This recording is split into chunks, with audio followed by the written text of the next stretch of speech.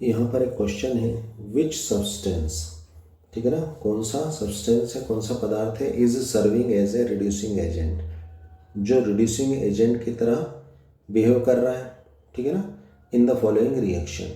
तो यहाँ पर रिड्यूसिंग एजेंट के बारे में कहा जा रहा है। तो हम जानते हैं रिड्यूसिंग एजेंट वो होता है जिसके पास इलेक्ट्रॉन्स होते हैं, जो रिएक्शन में क्या होगा, सामने वाले कंपाउंड को, मॉलिक्यूल को, आयन को, जो भी हो, जो भी सब्सटेंस है उसको क्या करेगा, इलेक्ट्रॉन्स देगा, ठीक है ना।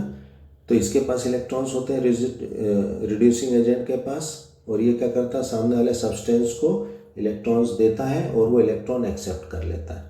हम जानते हैं इलेक्ट्रॉन एक्सेप्ट करने पर क्या होता है, रिडक्शन होता है, ठीक। तो रिड्यूसिंग एजेंट क्या कराता है, रिडक्शन करवाता है, सामने वाले सब्सटेंस को इलेक्ट्रॉन अवेलेबल करवाता है, वो इलेक्ट्रॉन एक्सेप्ट करके क्या हो जाता है, रिड्यूस हो जाता है।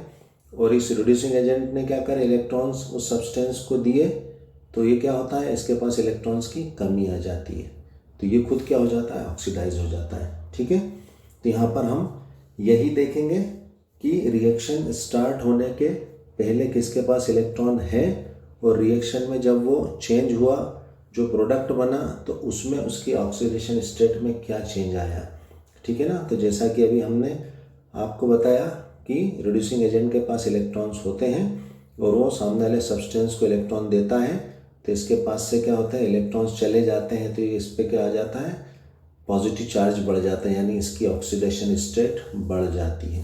तो यहाँ पर हम दोनों तरफ चेक करेंगे, ठीक है ना, रिएक्टेंट और प्रोडक्ट में, कि किसकी ऑक्सीडेशन स्टेट बढ़ रही है, किसमें पॉजिटिव ऑक्सीडेशन स्टेट बढ़ रही है, वो क्या होगा, रिड्यूसिंग एजेंट होगा, ठीक है।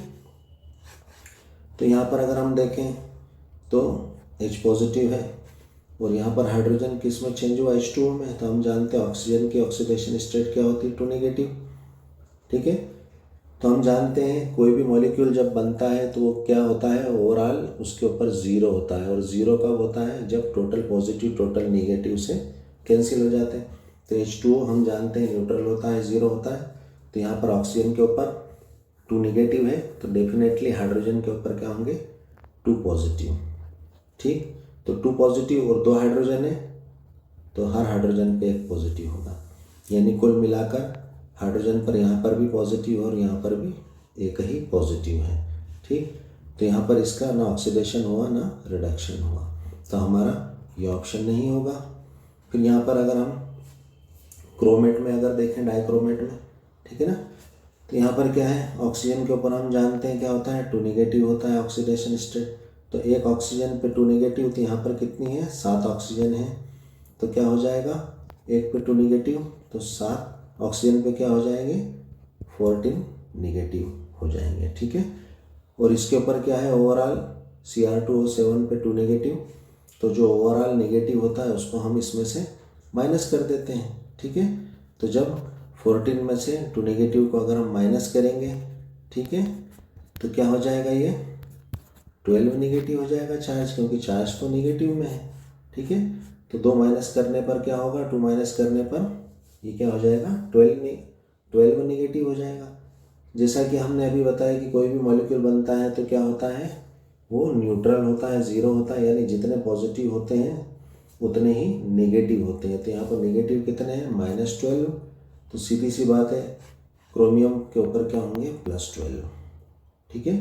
तो ये -12 और +12, तो ये -12 और +12 एक दूसरे से कैंसिल होकर ओवरऑल 0 हो जाएगा, न्यूट्रल हो जाएगा। तो यहाँ पर क्या है, क्रोमियम 2 है, इनके ऊपर क्या है, +12 है, तो एक क्रोमियम का क्या हो जाएगा, +6, ठीक है ना। 2 क्रोमियम के क्या है टोटल, +6 +12 है, एक क्रोमियम का +6, तो यहाँ पर एक क्रोमियम का क्या है, +6 हो जाएगा। और यहाँ पर अगर हम चेक करें तो क्रोमियम किस ऑक्सीडेशन स्टेट में आ गया, +3, यानी किस में चेंज हो रहा है यहाँ पर, ये Cr+6 से Cr+3 में। तो यहाँ तो उल्टा हो रहा है, ऑक्सीडेशन स्टेट बढ़ने के बजाय क्या हो रही है, ऑक्सीडेशन स्टेट घट रही है यहाँ पर। इसका मतलब क्रोमियम +6 ने 3 इलेक्ट्रॉन्स एक्सेप्ट करे हैं, यहाँ पे उल्टा हो रहा है। यहाँ पर क्रोमियम दे नहीं रहा है, क्योंकि देने वाला रिड्यूसिंग एजेंट होता है, हमने बताया, ठीक है। तो यहाँ पर ये ले रहा है, यानी ये तो ऑक्सीडाइजिंग एजेंट होगा। तो हमारा डाइक्रोमेट भी आंसर नहीं होगा। ठीक है, अब हम निकल को अगर देखें तो निकल पे क्या है, ये एलिमेंटल फॉर्म में है, तो ये क्या होता है, एलिमेंटल फॉर्म में हम जानते हैं क्या होता है, ज़ीरो होता है। ऑक्सीडेशन स्टेट क्या होती है, ज़ीरो होती है।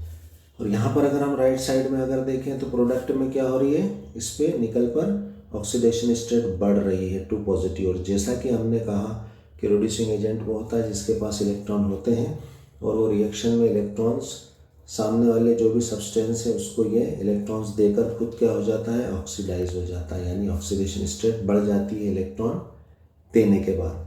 तो यहाँ पर ये कंडीशन किसके साथ बैठ रही है, हमारे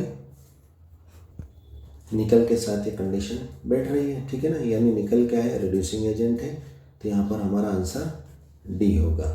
ठीक है, H2O को तो हम चेक कर चुके हैं। ठीक है, क्योंकि यहाँ पर जो H+ था ऐसे कैसे यहाँ पर H2O में भी H+ होगा। तो यहाँ पर हमारा आंसर निकल है जो रिड्यूसिंग एजेंट की तरह बिहेव करेगा। Thanks for watching.